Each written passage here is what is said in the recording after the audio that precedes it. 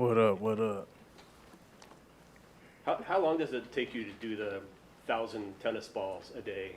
That you catch 1,000 tennis balls a day? How long does that Oh, take? I don't catch 1,000. I don't know how many I catch, but They said that on the TV broadcast. So oh no, yeah, I don't watch TV like that, except it's TV shows and movies. But no, I mean, I do whatever I feel like is necessary, like whatever I feel like I got to do to be able to feel comfortable within, my approach to the games, my hand-eye coordination. I think like a lot of those things kind of help.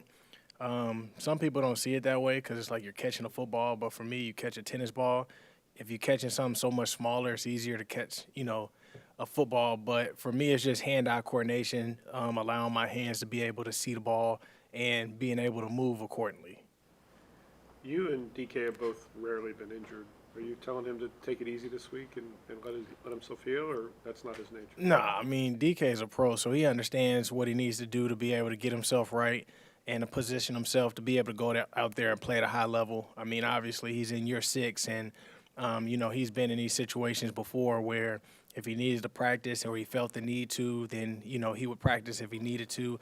If he feels like he just needs to do walkthrough, he'll do that. Like whatever it is that he knows that he needs to do to be able to get right, that's exactly what he'll do. And I think, everybody trusts him knowing that he's going to always be ready and prepared to play. you've done that when you've had injuries where you barely can practice and then you still play in the game. What's the challenge of that as a player, just to get ready with minimal, if any, reps? I think mentally it's just, it's a different approach. Sometimes, we're always used to being able to practice the whole time, but, your approach changes. Sometimes the film study changes because watching the film and watching the practice is how you get yourself ready for the game. And so sometimes you tap into that a little bit more. Sometimes you tap into, like for me, I catch jugs a little bit more. I do some of the fundamental stuff that I can be able to do if I can't practice. Like some of those little things that you have to be able to really be in tune with in order to go out there and still be able to play without getting those reps. Tyler, you're seeing a lot of these veteran receivers getting traded around the league. I'm curious, like, what it means for you to still be on the same team and still be contributing to a winning team. Yeah, I mean, for me, all I can do is take advantage of, the opportunities that I'm given and just be blessed to be in the same position that I'm at.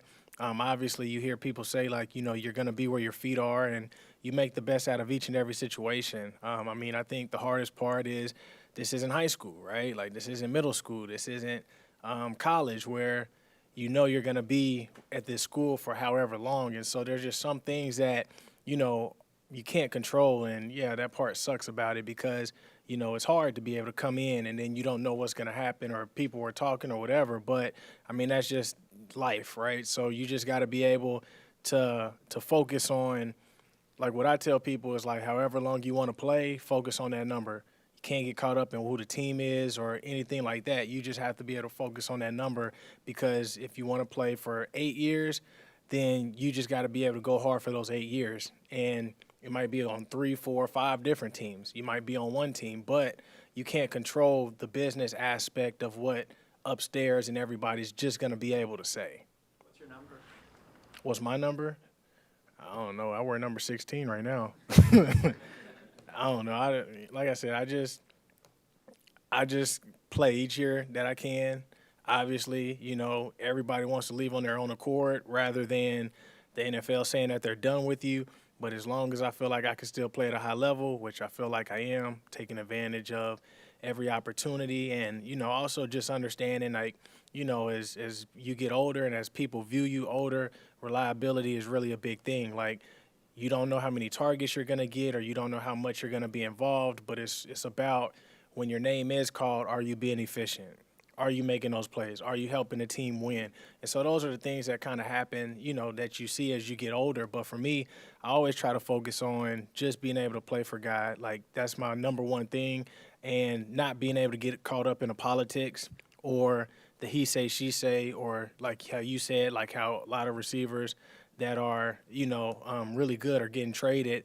It's like all you can do is really just try to focus on being the best person that you could be, the best player and the best teammate that you can be, and just make the best out of the place that you're at. What's it like when it's sort of the opposite, where you're in a situation like this and the team that you're on acquires a player like Ernest Jones? How do you guys talk about it in the locker room? How does word travel around? I mean, I think it's just the business aspect of how things go. Like obviously you're like, whoa, like what just happened? Like we just heard about, this and this and that. But for us as players, like you have to be able to adapt. That's the biggest thing about being able to get into this league is there is no stability, right? Like so when you talk about stability, like the only way that a player can have some type of stability is by being okay with the amount of money that you've already made. Once you make that amount of money, you're okay with getting traded or cut or whatever the case is. I'm just speaking in general, right? So knowing that there's no stability, you have to be able to adapt as a player for any circumstance in any situation. And so I think, like, the culture that we have within the team and stuff is we want to embrace everybody that comes in. And we understand that the difficulty of being able to be traded in the season, being able to kind of learn and adapt and do those type of things. But we have a lot of great vets and a lot of great people who will be able to try to reel people in to make it as comfortable and allow them to be at home even though they may be away from home so they could be able to play at a high level and they could be able to do whatever is necessary to help us as a team. JSN have some huge games like New England. We've seen him have some quiet games like on Sunday. I think that's probably a receiver's life generally, but I'm just wondering what you've noticed from him, maybe going from year to one, year two, and what kind of impact he has on the field. Yeah, well, I mean, obviously, like, I think he's been doing a great job.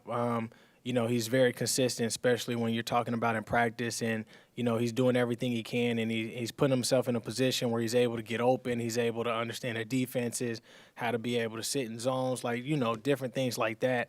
I think, like you said, the life of a receiver is everything has to go perfect. The quarterback has to, throw the ball. The defense has to run the right routes. We got to make sure that we block it. Like, the person that's guarding you has to, do what we thought he was going to do. So there's so many different things. Even as receivers, we have to do our part to be able to get everybody else open. And so I think, for the most part, I think he's been doing a great job. Obviously buying in is the biggest thing for all of us, just to be a great team. And I think he's bought in.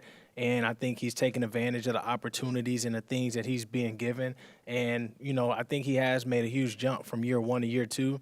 Obviously, it's not ideal for any person to go from year one and then it's like you learn this offense and now in year two you're learning this offense. But I think he's done a great job being able to learn this new offense as he's, in year two. If DK couldn't go or if he had to be limited, just how much faith do you have in the depth that you guys have at that position? Oh, man, I think we got great depth in our room. I mean, obviously, you guys seen it when we were in camp. Even when we had joint practices, like everybody was making plays left and right, and it was a very difficult, probably, decision for even everybody upstairs to figure out who was going to be on the team, who was going to make the team. And so I think we have great depth, and I think we have really great players to be able to go out there and make plays and do what's necessary to be able to help us be able to win those games. Tyler, a lot of people talk about receivers and scouting the corners they're going to go against. I'm curious if you look at the safety play, and if you do, what do you look at when you look at safeties? I look at everything, but I don't tell nobody what I look at. What do you see from the Bills secondary? I think they're a really savvy unit. I think they do a great job in playing together, like playing in sync, having chemistry. That's the one thing that you want as a defense. You want everybody running to the football. You want everybody playing off of each other, understanding each other's assignments, and I think they do a really good job. I think that they're one of the better teams that we've seen so far that have done a great job being able to play in sync together and knowing each other's jobs and how to play off of that. I think, just for us, we got to be able to understand how to take what they give us, not try to, like, overly do stuff. But, I think there are some things that they do really well and some things that we could take advantage of, but we just got to be able to be smart. How much attention do you guys pay right now to where you guys are in the division and, the 49ers losing again and things like that? I don't think nobody cares about that as much. I mean, I think that's good for the people that, that are fans that can have a great week that week because they know we're winning and leading the NFC. But, I think for the most part, like, you never know what the end of that story is going to entail. And for us, I mean, if there's anything that at least I think about, it's, you got to make sure that you're winning against these NFC teams for sure because, you don't want to be in a position that we've been in last year or whatever, where, you know, there's teams where there's a head-to-head and then you lose those head-to-heads because you've lost this numerous amount of NFC games and stuff. So for me, it's like you got to make sure that you're taking care of these NFC games for sure, because you don't want that to come back and hurt you in the long run. You mentioned earlier, you know, part of being a receiver is sometimes you got to stay ready. Sometimes you're getting the target, sometimes you're not. How much pride do you take in some of those big moments, like the last drive at the end of the half, you have the 2 catches, or, you know, late game, 3rd down conversion, things like that, where you're the guy they go to in those? I mean, you know, I think for me, like, I take a lot of pride in it just because, you know, like you said, I think every receiver wants to be involved early on, right? And you want to be able to get going and stuff like that. And sometimes things like that don't happen. And it's easy to be able to get mad, get upset, get down on yourself, whatever. But at the same time, like, at least for me, it's like I don't want to get to that place where I'm so angry to the point of where I do start getting opportunities. Now I'm not making a play because now I'm not, you know, in sync with myself, you know. And so I always try to tell myself, like, hey, man, like, just stay ready, because when that opportunity comes, you know, it's like, man, if you was mad you wasn't getting the ball, you got the ball, now you didn't make the play, you know, so it doesn't make your situation any better at all. So for me, it's like, man, take advantage of the opportunities, like, continue to try to get open, because you never know when it's going to be your opportunity, and you never know when the play breaks down if it's going to be your opportunity. And so I think that's just a great message for anybody in life too, is like, you got to stay ready, because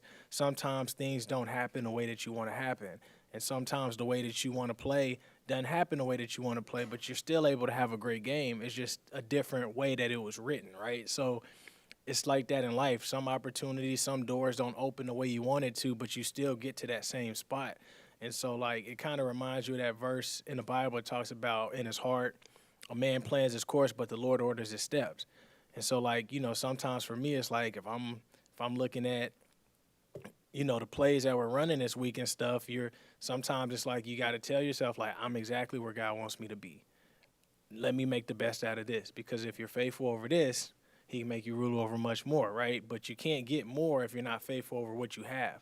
So I try to take pride in being able to take advantage of all the things that I have, because that's all that I need. You might want this or you might want that, but, like, what do you need? And focus on that. And if you decide to get more, if they give you more, then embrace that more. But if you don't, embrace that role that you've been given, because that's what you have to do in order to help this team be successful that week. You had a pretty big role in that 2-minute drill right before halftime against the Falcons. How have you seen that offense progress, and how did you guys evaluate that period of time in the game? Yeah, I think we played really good as an offense. I mean, you know, there's some things, again, like, you know, every week you say we got to clean up. I think we did better in the pre-snaps, but we still kind of hurt ourselves. I think after the first drive where we had points, I think we hurt ourselves on that beginning of the second drive. But I think we played the way that we wanted to be able to play that week, where we were in control. We can be able to run the offense that we run. We can be able to throw if we want it, run if we want it. Like, we could kind of pick and choose what we wanted to be able to do. And so I think that it gave us a better sense of where we were as an offense when we aren't allowing penalties to kind of control the narrative of what we have to do on offense just to get back on track. And so I think we're definitely headed in the right direction against a great team that we had ended up beating in Atlanta. When we talk to Ryan Grubb, he's pretty accountable generally. Like, for instance, against the Giants, he was just like, yeah, I should have called more runs. That's just on me. How is he when he has something that he feels like he came up short with when he's in meetings with you guys? I mean, I think he's the same way. I mean, you know, might be a little bit more open or vulnerable, you know, towards us as far as certain things. But, I mean, he's pretty spot on with the same things that he says to you guys, he says to us. And I think that's the biggest thing is, like, you know, accountability within yourself. And we know the plays that we did wrong on, or, like, for me, like, things I could have did better on. And so being able to like speak it upon yourself, you don't always have to have people tell you what you did wrong. And I think with him being able to do that, it shows within us, like, we can be able to do that same thing. Don't just come in and wait for somebody to call you out just to be like, oh, they knew I messed up, right? It's like, everybody knows, but when you speak up, there's a different level of respect that comes from that. What do you think of Smith and Jigba's pass? Oh, I thought it did the job. Would you have thrown that? Double coverage? Oh, would I have thrown it? I don't know. I mean, you call a pass play, I'm most likely gonna throw it until I can't. We called a pass play for me years ago, and it wasn't there, and I decided to run. So I mean, you got to do what you got to do, but I mean, when you complete that, it puts trust in our room, and that's what we need. All right.